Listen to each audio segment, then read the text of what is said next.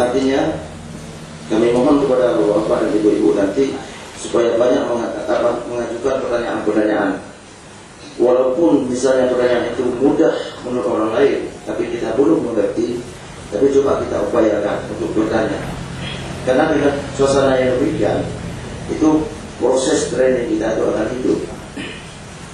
Dan juga pada hal-hal yang saya berikan ini kita berupaya supaya ya pembelajaran itu jangan terpusat semata-mata pada fasilitator. Tapi marilah kita sama-sama pelatihan ini terpusat pada kegiatan peserta. Artinya kita yang lebih aktif.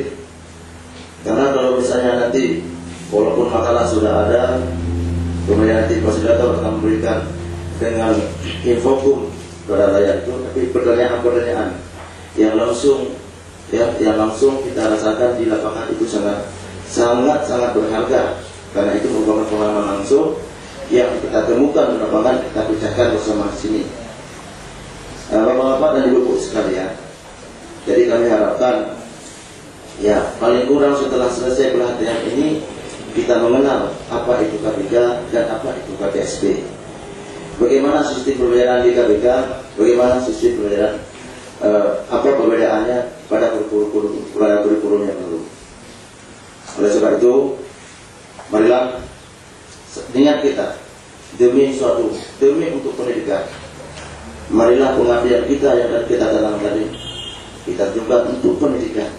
Karena apabila niat kita ikhlaskan hanya suatu nalasa untuk pendidikan, insya Allah mungkin pendidikan ini akan terus maju. Tapi apabila apapun ilmu pengetahuan yang kita gali hanya niat semata-mata untuk materialistis semata, maka yang akan kita peroleh pun hanya material. Mungkin mutu pendidikan itu tidak akan pernah kita peroleh. Apa sebab kami katakan demikian?